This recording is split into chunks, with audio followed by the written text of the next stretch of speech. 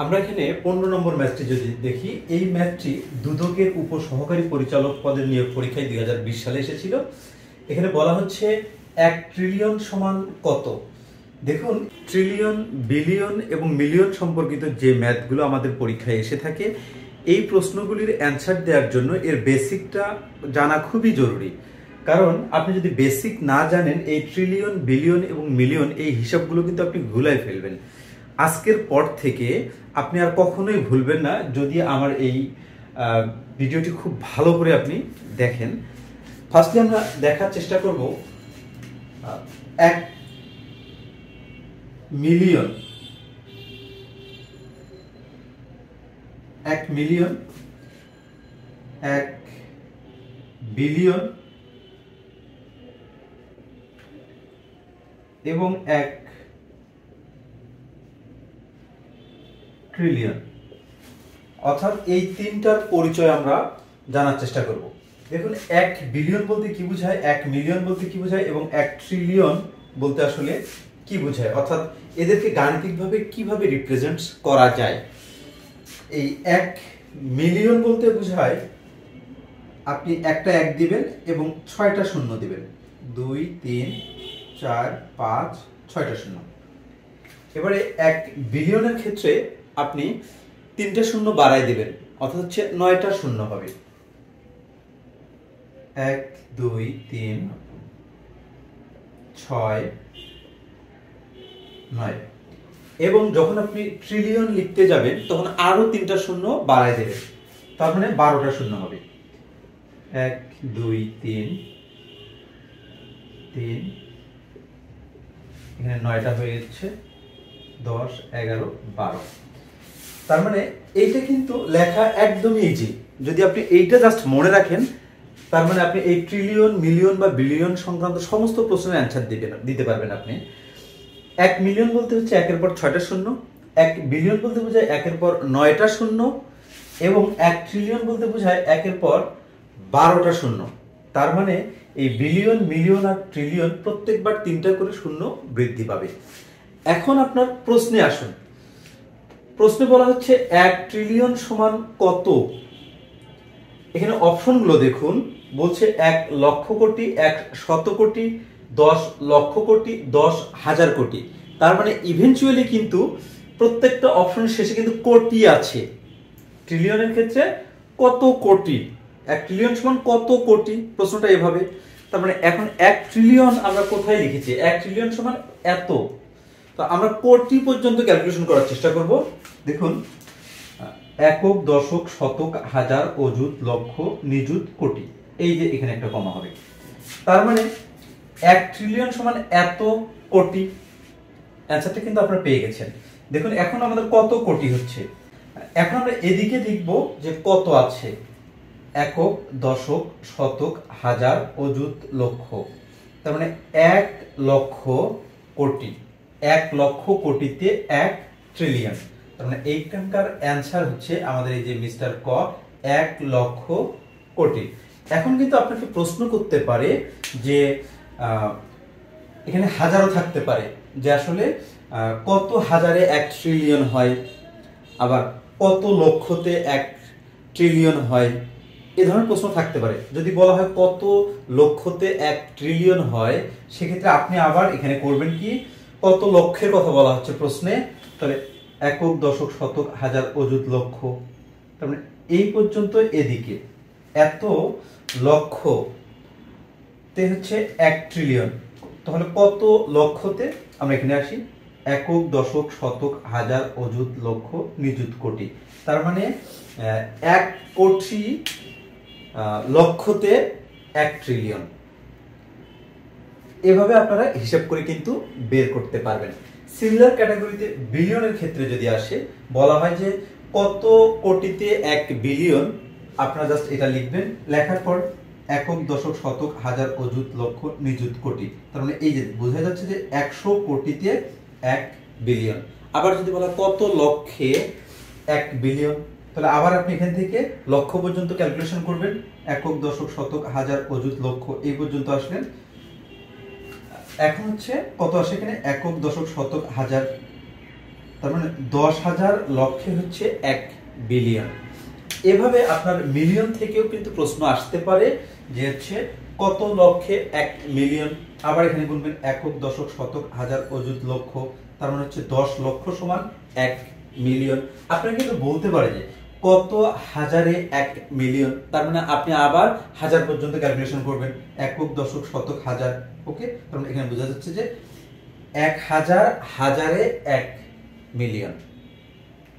ওকে, এই ছিল মূলত ট্রিলিয়ন, বিলিয়ন এবং মিলিয়নের যে ক্যালকুলেশনগুলো। যদি আপনি এই সিস্টেমটা মনে রাখেন যে বিলিয়ন আপনি কিভাবে লিখবেন, মিলিয়ন আপনি কিভাবে লিখবেন এবং ট্রিলিয়ন আপনি কিভাবে লিখবেন, আপনাকে এটা বুঝতে হবে। 1 মিলিয়ন সমান হচ্ছে 6টা শূন্য, 1 বিলিয়ন সমান হচ্ছে 9টা শূন্য এবং 1 ট্রিলিয়ন সমান হচ্ছে 12টা শূন্য। শুধু এইটুকু মনে রাখলেই আপনি এই ধরনের সকল প্রশ্নের অ্যান্সার করতে পারবেন। এরপরে আমরা 14 নম্বর কোশ্চেনে যদি আসি,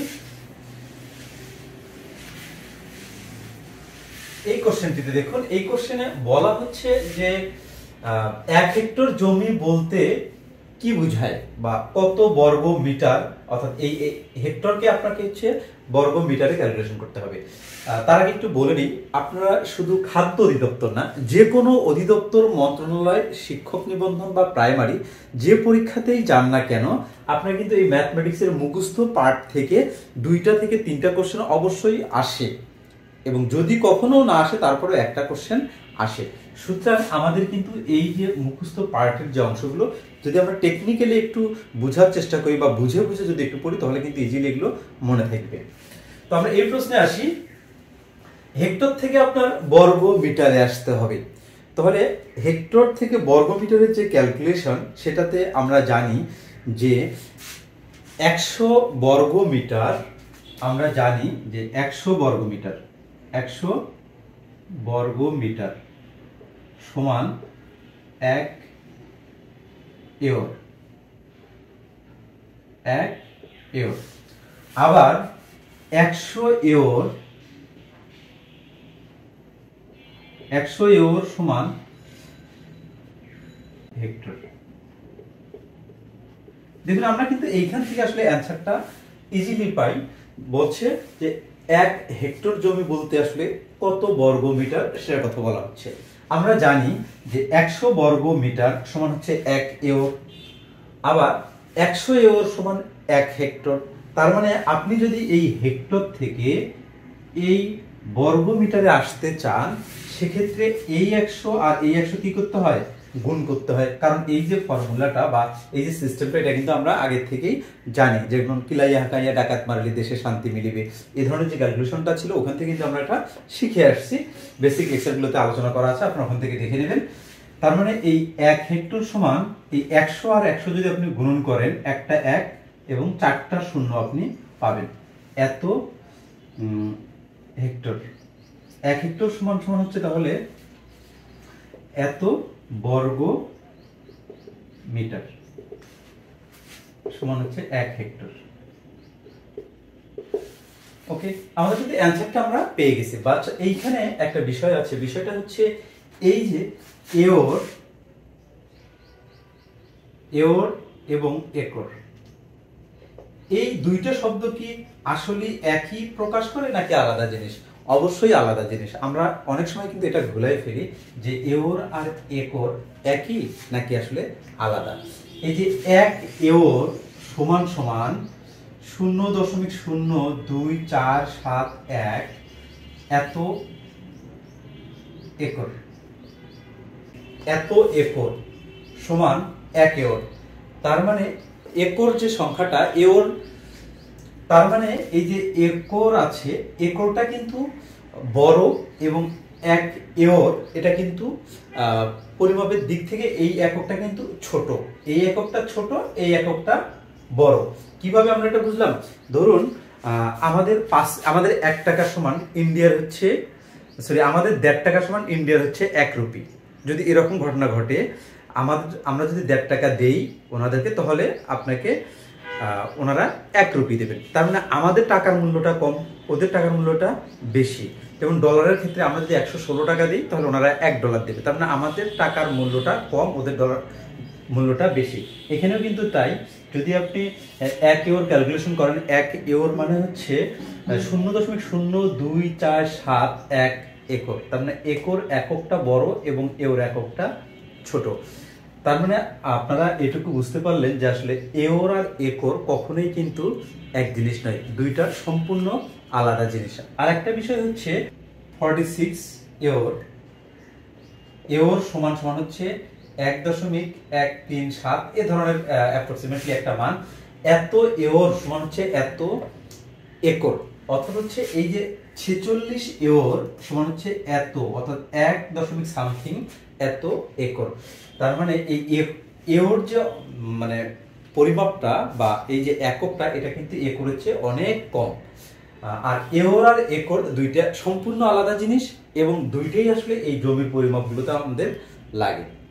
এই 17 নম্বর কোশ্চেনটি দেখুন, উন্নয়ন ও সমবায় অধিদপ্তরের সহকারী প্রকৌশলী নিয়োগ পরীক্ষায় 2017 সালে এসেছিল। এখানে বলা হচ্ছে x² - 2x + 1 = 0 হলে তাহলে এত এর মান কত আমাদের এটা বের করতে হবে। তো এখানে যে পার্টটি দেয়া রয়েছে আমরা ফার্স্টে সেই পার্টটি লেখার চেষ্টা করব। x² - 2x + 1 = 0। ওকে, এখন আমাদের কাজ হচ্ছে x⁴ নিয়ে আসতে হবে, না হলে কিন্তু অঙ্কটা আপনি কোনোভাবে মিলাতে পারবেন না। আমরা যদি x⁴ নিয়ে আসতে চাই তাহলে এইটাকে এই সাইডে আমরা পাঠিয়ে দিব, x² + 1 = 2x। ওকে, এখন 4 নিয়ে আসার একটাই উপায়, সেটা হচ্ছে উভয় পক্ষকে বর্গ করা। আমরা যদি উভয় পক্ষকে স্কোয়ারিং করি তাহলে এই ধরনের হয়, এই ধরনের হবে।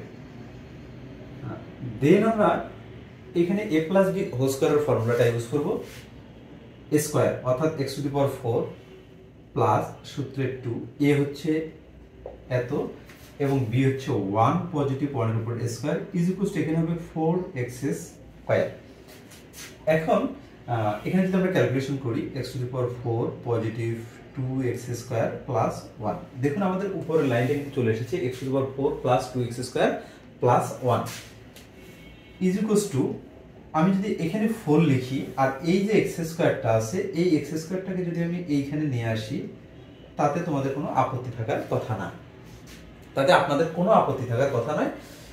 তার মানে এখন দেখুন যে ফিগারটা আমরা পেয়ে গেছি, এই ফিগারটাই কিন্তু এখানে দেয়া আছে এবং এই ফিগারটার মানই আপনাকে বের করতে হবে কত। এখানকার মান হচ্ছে 4। তার মানে অ্যানসার হচ্ছে এই যে মিস্টার গ। খাদ্য অধিদপ্তরের স্প্রেম্যান পরীক্ষায় এসেছিল 2022 সালে। এখানে বলা হচ্ছে a + b এর ভ্যালু দেয়া আছে এবং a - b এর ভ্যালু দেয়া আছে √9। তাহলে 4ab এর ভ্যালুটা কত আপনাকে সেটা বের করতে হবে। দেখুন 4ab এর কিন্তু আমরা সরাসরি একটা ফর্মুলা জানি, যদি আমরা ওই ফর্মুলাটা ইউজ করি, 4ab = a + b whole square minus a - b whole square. এটা কিন্তু 4ab এর একটা ফর্মুলা, সরাসরি আমরা জাস্ট এখানে মানটা বসাই দিব। দেখুন a + b হোল স্কয়ারের কথা বলছে, a + b এর মানটা কত, √16 তারপরে হোল স্কয়ার মাইনাস √9 তারপরে হোল স্কয়ার। এখন স্কয়ার এবং রুটগুলো যদি ক্যান্সেল হয়ে যায় তাহলে এখানে 16 থাকে, এখানে -9 থাকে। 16 থেকে যদি আপনি 9 বাদ দেন সেক্ষেত্রে অ্যান্সার পাবেন আপনি 7। আর এখানে অপশন হচ্ছে মিস্টার খ। তো এই মান নির্ণয়ের অঙ্কগুলো কিন্তু অনেক ইজি। আপনারা পরীক্ষার হলে যদি কখনো মান নির্ণয়ের অঙ্ক আসে, এগুলো যাতে ভুল না হয় সেদিকে সতর্ক দৃষ্টি রাখতে হবে। এই কারণে মান নির্ণয়ের সকল ফর্মুলা এবং সকল অঙ্ক প্র্যাকটিস করলেই কমন পাবেন। Fire service and civil defence অধিদপ্তরের অফিসার নিয়োগ পরীক্ষা 2022-এ এসেছিল। এখানে বলা হচ্ছে 27 লগের ভিত্তি এবং 3√3 হচ্ছে আর্গুমেন্ট। এই লগের মানটা কত সেটা আপনাদের বের করতে হবে। এখানে ক, খ, গ, ঘ 4টা অপশন রয়েছে।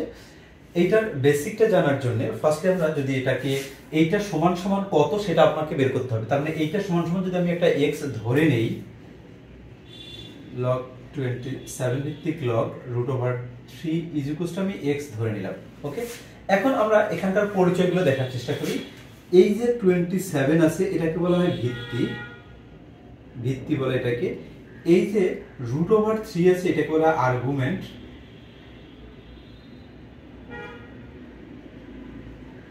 আর্গুমেন্ট। আর এইটা হচ্ছে আমাদের এই টোটাল লগটার ভ্যালু। ওকে, এখন আমরা এটাকে কিভাবে সাইজ করে লিখতে পারি, যেটা আমাদের রুলস সেটা হচ্ছে এই যে ভিত্তিটা রয়েছে, ভিত্তির উপরে আমরা যদি x দেই দেন এইটা সমান সমান হবে এইটা হচ্ছে লগের আর্গুমেন্টটা। কারণটা কি, এটা হচ্ছে লগারিদমীয় আকার, আমরা এটাকে করব কি সূচকীয় আকারে কনভার্ট করব। যদি সূচকীয় আকারে কনভার্ট করি, যে সিস্টেমটা বললাম এভাবেই কাজ করতে হবে আপনাকে। সূচকীয় আকার মানে এখানে কোনো লগ থাকবে না, অর্থাৎ হচ্ছে এই যে বেস যেটা রয়েছে সেটা আমি এখানে লিখলাম, এবং এই যে ভ্যালুটা রয়েছে বেজের উপরে এই ভ্যালুটা হবে ইজ ইকুয়ালস টু লগের যে আর্গুমেন্টটা সেটা আমাকে এখানে লিখতে হবে √3। ওকে, এখন আমাদের এখান থেকে অ্যাট এনি কস্ট x এর ভ্যালুটাই বের করতে হবে। আমি যদি কোনোভাবে বেস দুইটা সিমিলার করার চেষ্টা করি তাহলে আমি এখানে লিখতে পারি 3 এর উপরে 3 দিলে কোনো প্রবলেম হয় না, কারণ এটা 27, পাশে x আছে আমি এখানে x দিতে পারি, এটা একদমই জায়েজ আছে। ইজ ইকুয়ালস টু এই যে 3 এর উপরে আমি কিন্তু হাফ দিতে পারি, কারণ √টা 3 এর উপরে রয়েছে আর √এর মান হচ্ছে হাফ। এখন বেস আর বেস কিন্তু আমি ক্যান্সেল করতে পারি, তার মানে আমি এখানে পাচ্ছি 3x ইজ ইকুয়ালস টু 1/2। আমাদের কাজ হচ্ছে x এর ভ্যালু বের করা, x এর সঙ্গে 3 গুণ অবস্থায় আছে ওই সাইডে পাঠিয়ে দিব 1/6। দিস ইজ দ্য অ্যানসার, অর্থাৎ এত সমান সমান হচ্ছে 1/6। তার মানে অ্যানসার হচ্ছে মিস্টার গ।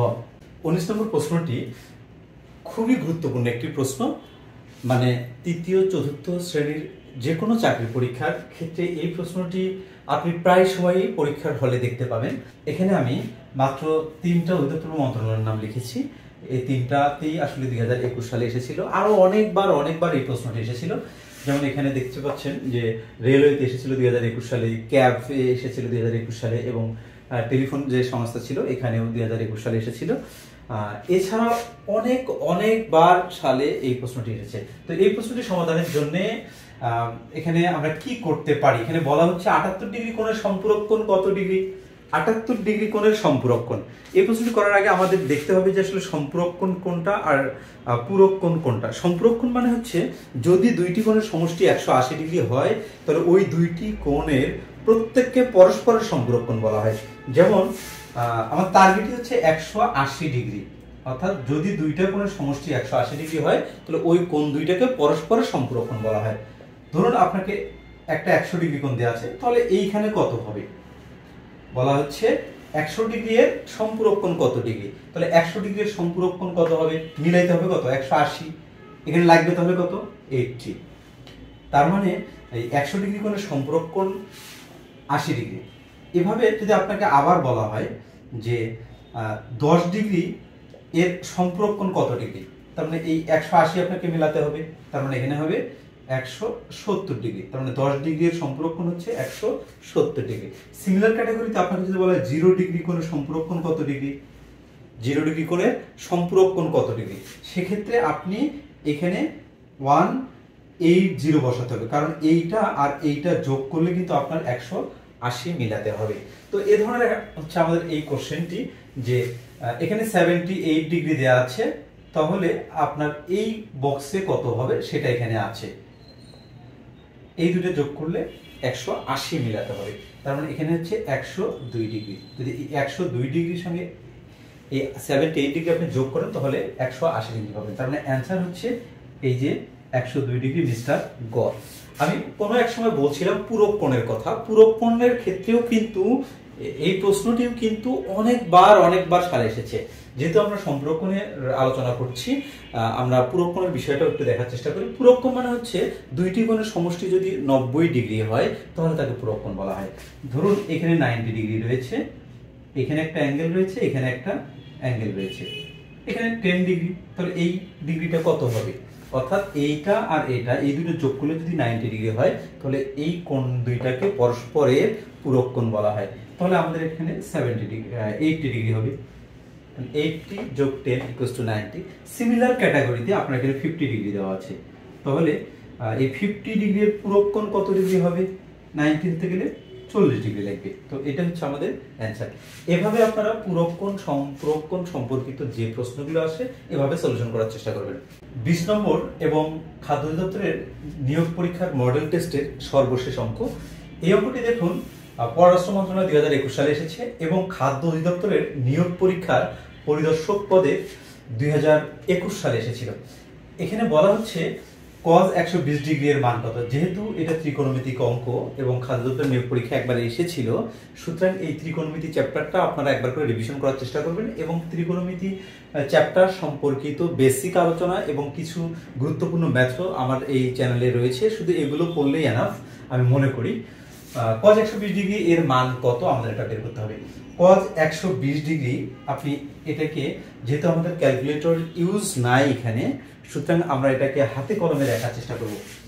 ফার্স্টলি আপনি cos 120 ডিগ্রি এটা লিখবেন, লেখার পর cos লিখবেন এখানে এবং এই 120 ডিগ্রিকে আপনি 90 দ্বারা ভাগ করবেন। 120 ডিগ্রিকে 90 দ্বারা ভাগ করবেন। যদি 90 দ্বারা ভাগ করেন তাহলে এখানে কত আসে, একবার আসে এবং এখানে 30 ডিগ্রি থাকে। তার মানে এখন আমরা এটা করতে পারি 90 ইন্টু 1 প্লাস 30। দেখুন এইটা করলেই কিন্তু আমাদের হচ্ছে এই 120 ডিগ্রি মিলে যায়। এখন কথা হচ্ছে আমরা এইখান থেকে আসলে অ্যান্সারে কিভাবে আসব। অ্যান্সারে আসার নিয়ম হচ্ছে আপনি এখানে দেখবেন সমকোণ কয়টা সমকোণ, একটা সমকোণ। যেহেতু সমকোণ একটা, অর্থাৎ সমকোণের সংখ্যা যদি বিজোড় হয় তাহলে এই অনুপাতগুলো কিন্তু চেঞ্জ হয়ে যায়, আর সমকোণের সংখ্যা যদি জোড় হয় তাহলে অনুপাতগুলো কিন্তু একই থাকে। আমরা এর পরের কন্ডিশন যেটা, এবারে আমরা দেখব cosটা আসলে কার ঘরে যাচ্ছে সেটা। ধরুন এই ঘরটা হচ্ছে সাইন আর হচ্ছে কোসেকের ঘর, কোসেক থিটার ঘর। এই ঘরটা হচ্ছে ট্যান আর হচ্ছে কট থিটার ঘর, আর এই ঘরটা হচ্ছে কস থিটা এবং সেক থিটার ঘর। ওকে, এখন আমাদের ঘোরাচ্ছি আমরা কাকে, এই কসকে ঘোরাচ্ছি। কতবার ঘুরাবো, একবার ঘুরাবো। সর্বদাই কিন্তু এক্স অক্ষের ধনাত্মক দিক থেকেই ঘড়ির কাঁটার বিপরীত দিকে যাত্রা করবে। কয়বার ঘুরবে, 90 ডিগ্রি। কয়বার, একবার। তো এইখান থেকে এটা কিন্তু 90 ডিগ্রি। ওকে, একবার ঘুরলো, ঘোরার পরে কি চিহ্ন এখানে, পজিটিভ চিহ্ন। পজিটিভ চিহ্ন মানে কি, সামনে চলে যাবে, এই যে এই ঘরে আসবে, এইটা ক্লোজ করে এই ঘরে আসবে। এটা কিন্তু 90 না, 90 যদি হতো তাহলে কিন্তু এটা আবার এখানে চলে আসতো। যেহেতু লেস দ্যান 90, সুতরাং এই ঘরের কোনো একটা অংশে থাকবে। তার মানে এই দেখুন cos এইখান থেকে ঘুরে এই ঘরে আসছে। এটা কার ঘর, সাইন আর কোসেকের ঘর। যেহেতু এটা সাইন আর কোসেকের ঘর এবং cos যেহেতু অন্যের বাড়িতে গেছে বা অন্যের ঘরে গেছে, সুতরাং একটা মাইনাস চিহ্ন হবে। তার মানে হচ্ছে প্রথমে আমরা দেখবো যে অনুপাতের সংখ্যা জোড় না বিজোড়। অনুপাত যেহেতু এখানে বিজোড়, মানে একটা 90 ঘুরেছে, সুতরাং cosটা হয়ে যাবে কি, সাইন হয়ে যাবে। cos কার ঘরে গেছে, অন্যের ঘরে গেছে। এই যে মাইনাস সাইন এখানে কত আছে, 30 ডিগ্রি আছে। আশা করি বুঝতে পেরেছেন। এখন দেখুন এই যে মাইনাস সাইন 30, মাইনাস চিহ্ন থাকবে। সাইন 30 মানে কি, সাইন 30 মানে হাফ, এটুকু আমরা জানি। তার মানে এটা হচ্ছে হাফ, তার মানে মাইনাস হাফ হচ্ছে এখানকার অ্যান্সার। এই যে মিস্টার গ। যদি এই অঙ্কের আপনাদের বুঝতে কোনো প্রবলেম হয়, আমার এই চ্যানেলে ত্রিকোণমিতি সম্পর্কিত বেসিক লেকচার রয়েছে, এখান থেকে আপনারা দেখে নিতে পারেন এবং আপনারা আমার এই ভিডিওর কমেন্ট বক্সেও কমেন্ট করতে পারেন। এই 20 নম্বর অঙ্কের মধ্য দিয়ে প্রথম মডেল টেস্ট আমরা শেষ করছি এবং যারা এই পরীক্ষায় অংশগ্রহণ করবেন আপনারা আমার এই চ্যানেলটি সাবস্ক্রাইব করবেন এবং এর পরবর্তীতে খাদ্য অধিদপ্তরের আরও আপডেট তথ্য এবং সেকেন্ড মডেল টেস্ট এবং আরো অন্যান্য বিষয়গুলো নিয়ে আলোচনা করা হবে। আজকের মতো এ পর্যন্তই। আপনারা সকলেই ভালো থাকবেন। আল্লাহ হাফেজ।